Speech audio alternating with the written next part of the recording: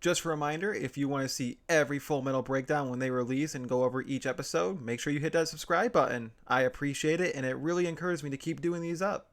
Thank you for your time, thank you for listening, and enjoy the video. What if Lisa Hawkeye had an entire scene dedicated to her where she rips off her clothes and gets fucking naked? Guys, I'm not gonna lie, this episode is very complicated to cover because it does a huge step back in cutting manga content. But I'm going to do my best and show you how much is missing and why this episode is possibly Brotherhood's worst attempt at adapting the manga content. Let's start with the fact that the entire intro of the chapter was just completely cut and nowhere to be found at all. Not even reworked, just gone, poof. And it really sucks because we missed out on a really cool moment for Alphonse where he's excited that someone's treating him like a kid again because he has been longing for that since he was turned into a suit of armor. It's not a super important moment, but it's a good glimpse into his character and helping us understand that, yeah, he's okay with this, but it really is slightly taking a toll on him emotionally. I'll do a recap of the manga material that was cut later on in the halfway point of this episode, because that's the way it'll naturally work the best. So let's just get back into it.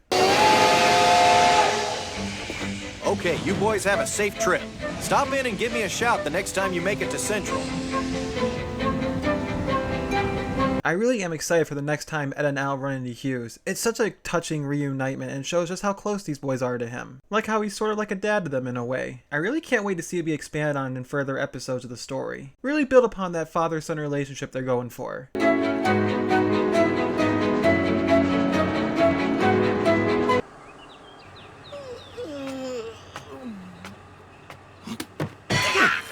Dr. Marco! It's me, Alex Louis Armstrong from Central. Friend of yours? He was researching into possible medical applications of alchemy. But after the Ishvalan Civil War, he went missing, just disappeared. Let's go, Major. A guy like this doctor might know some useful things about bioalchemy. This is the first time I'm noticing watching this, but this town Marco lives in is built into like a giant mountain hill. And yo, is that a motherfucking castle on top? That's a castle. What the hell is this place? This is it. Hello?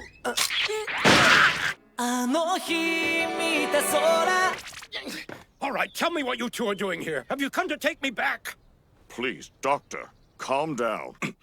I'll ask you one more time, please calm down!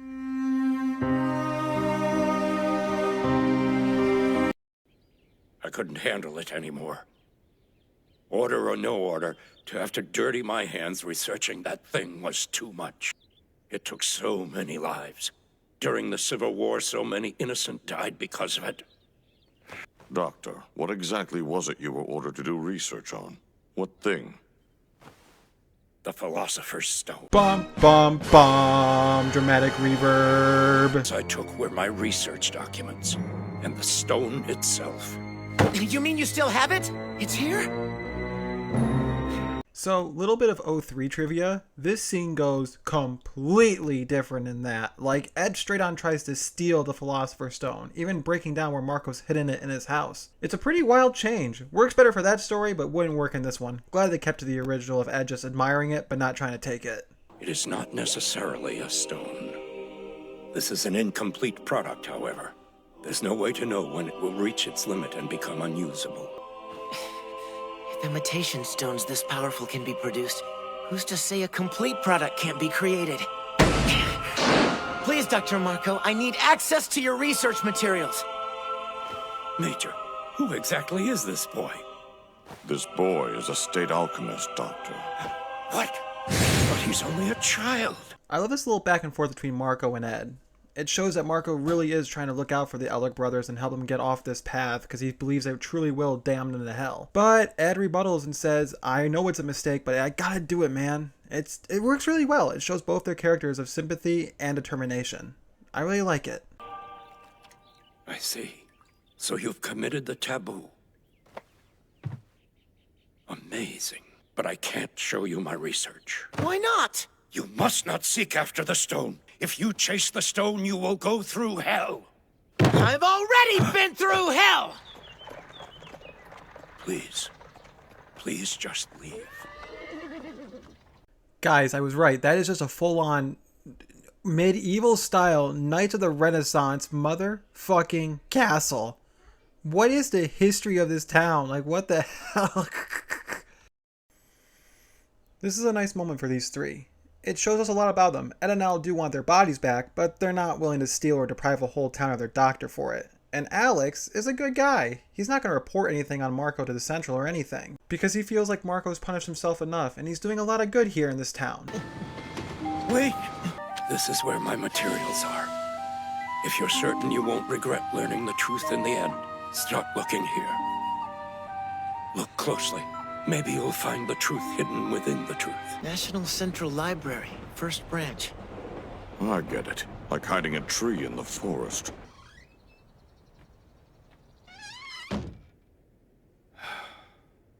I've been looking for you, Marco. There, the first half of the episode is over, and now we can talk about all the stuff that Brotherhood conveniently cut out that was from the manga. Let's start with the train ride. So originally, Lust was seen tailing Ed and Al, trying to keep an eye on them because, you know, they're big pieces for this big plan they got going on. But when she hears that Dr. Marco's in this small little town, she takes her eyes and attention off of them and starts looking for him, apparently indicating that he is a bigger piece than we are led to believe. And when she confronts him, it is this masterfully well done moment in the manga of suspense and tension, because up until now, we just assumed that Dr. Marco is just a doctor with no combat skills or anything, someone who did research, no experience in battle or anything. That makes it even more satisfying and jaw-dropping when he gets to jump on her and actually gets a devastating blow with his alchemy. And it makes it even more surprising and threatening when we see just how durable the homunculus really are. And to top it off, we really get to see that Marco is not a bad guy. He really does regret the mistakes he made in Ishval and is willing to throw everything away to save one little girl's life. We lose so much of the characters' personalities, motives, and what they are at their core with this being completely missing. And again, it's moments like this that make me feel like that Brotherhood's early on adaptation of just assuming, oh, you've seen 03, you know what this is the stupidest mindset to have when doing an adaptation for a 100% faithful retelling. Because Dr. Marco's section in chapter 8 should have been an entire episode, not just under half of one. This is just all we got was the bare bones of a great section in the story early on, and it's just fumbled, it's just mumbled. It's stuff like this that really grinds my gears about Brotherhood when they say that, like, oh, we're a 100% perfect retelling of the manga material. Like, no, you're not. And the only reason you're getting away with it is because you do just barely enough to scrape by in the beginning. Like, there's a reason why some people say, like, yeah, I watched Brotherhood, I didn't really see what's special about it until Mustang vs. Lust. Like, it shouldn't take that long for people to realize the story of FullMetal Alchemist is something special. If they had stuck to the original material 100%, they would have realized it much, much earlier. But whatever, let's just get through this, and we have another half an episode to get through. Let's just do it and get it to it, because up next is a pretty good section of adaptation, I'm not gonna lie. If both episodes, again, were just separate episodes, they'd be phenomenal and pull all the right strings, but they're not, they're one, and oh well, cope, seethe, L, I'm gonna cry about it. So this kind of helps further my point that these were supposed to be two separate episodes, because look at this, the setting, the setup and everything, it's basically a new episode in the same episode, if that makes sense. We're at a new setting, location, introduction, and everything. I know I haven't seen you for a while, Ed, but you've gone and grown small. Granny, you've got it wrong. You're supposed to say how big you've grown lately, Ed. But why would I say something so clearly untrue? So I'm just going to start saying this now so it's not out of left field later on in the series. I'm not the biggest fan of Winry, but I don't dislike her. I think her story and journey is great. It's just she does a lot of stuff early on in the story that irks me the wrong way. And I'll touch up on more of it as I go along, but the throwing wrench bit, I never found funny. I didn't like. To be fair, I don't like that bit in any anime. It's kind of why I don't like Bulma, because it's like 30% of her character is just punching people. Yeah, sorry, it's a little smashed up. And I slaved over this! It's basically the same, it's just in smaller pieces. Alright, now that one was hilarious and is 100% deserved. Ed, Ed was just being a little shithead at that point. So yeah, that one was completely deserved. Yeah, this is kind of a rush order. Is there any chance you can have it done in a week? 3 days. 3 days, huh? Between machining, assembly, connecting, and finishing. That's 3 all-nighters. I'm sorry for all the trouble. Well, you want to get to Central as soon as possible, right? Then I'll work my butt off for you. Now this is a really, really sweet moment. Ed still feeling a little bad that he has to put the Rock Bells through so much trouble of a rush order, but they don't mind. They're gonna do their best for him and get him back on track ASAP because he's family. And that's what family do. They take care of each other, even when it's a little inconvenient or a little annoying, or in Ed's case, a lot of littles.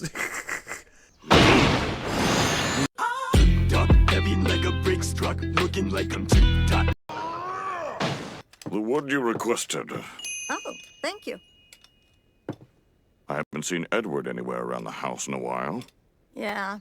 He said he was going off to visit his mother's grave. Now this was a clever way of saving time but still getting the message across. You have Panico explaining as Ed walks around town visiting old friends and catching up with them. We actually see in the manga, we see what they talk about instead of just being all silent.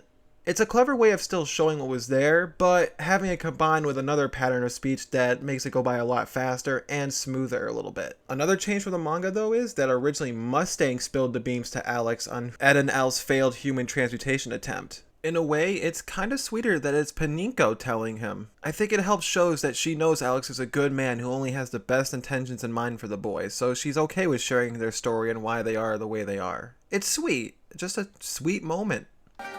Come to think of it, madam, where are young Winry's parents? Gone, Major. They both died in the Civil War. My son and his wife were surgeons. They went to the battlefield to do what they could. There were never enough doctors for all the injured soldiers. It was terrible war. Yes, it was indeed. For all my gripes with this episode and how much they cut, and they cut a lot of stuff I really liked from the manga, them switching this scene around and having Panico talk to Alex about all the stuff that's happened between the human transmutation, Winry's parents dying in the Civil War, I love this moment. It is such a touching, heartfelt moment and shows you so much of their characters so early on. What about the house they grew up in? It's gone now. The brothers don't have any home to return to. The day they left after Ed had gotten his state certification, they burned down their own house. My guess is they did it because with no house to come home to, there could be no turning back. Also, finding out very early on that Ed and Al burned their house down to never go back is such a great moment because it really pays off later on in the story when we see Hohenheim again. And how he just completely deconstructs this and knows the real reason Ed wanted to burn his house down. I'll expand more on my thoughts on it later on when we get to that episode, but man, these were great scenes that they handled very well in this episode. It's a shame they just cut all the rest of the good stuff out and try to do 2 episodes in one, because otherwise we'd have 2 amazing episodes back to back.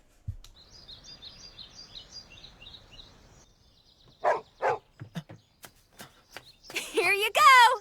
It's all ready! Hold still. Do you want me to do this right or not? It's just so lovely! The smell of oil, the hum of the ball bearings, the rugged yet amazingly beautiful form created through anatomical engineering! How wonderful you are, my automail! Crazy gearhead. You're lost without me, alchemy freak. So, I know I said earlier I'm not the biggest fan of Winry, but I do respect the passion and care she puts into her craft and what she does for a living. That's admirable, respectable, and it's something I want to do one day with my passions and stuff. Even if you don't like a character from FullMetal Alchemist, there is usually something to respect and take away from them, which is just mwah! Storytelling and writing is just at its peak like that. And to be clear, I like Winry. She's just not my favorite character and sometimes she just irks me. You can fix him right here? Yep, you have to know the trick to it, though. Major, you see that seal on the inside of his back? That's the medium between Al's soul and the armor. So I have to be sure not to ruin it.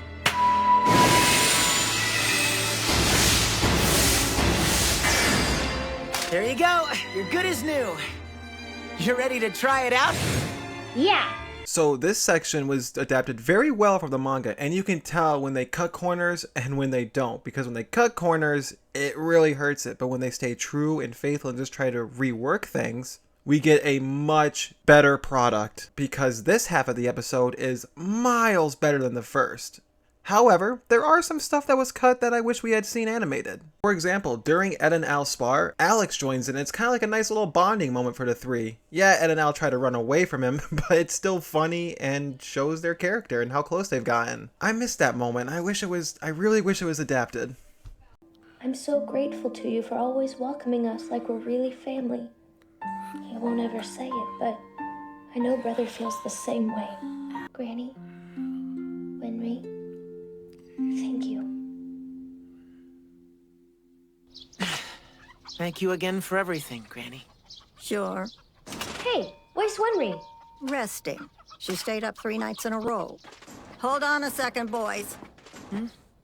You should come back once in a while and have dinner with us. You want us to come all this way into the mountains just for some dinner? Edward, Alphonse, come back soon, Kay? Yeah.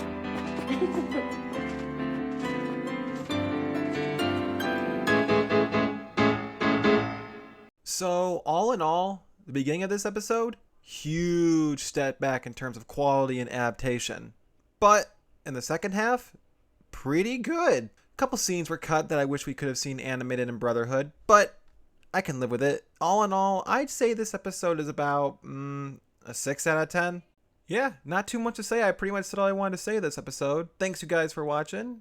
Make sure to like and comment and subscribe. And remember, I do Full Metal Breakdown every single week on Friday. So if you want to keep up to date with each episode as they drop, make sure you subscribe. Thank you for your time. Thank you for listening. All right, peace.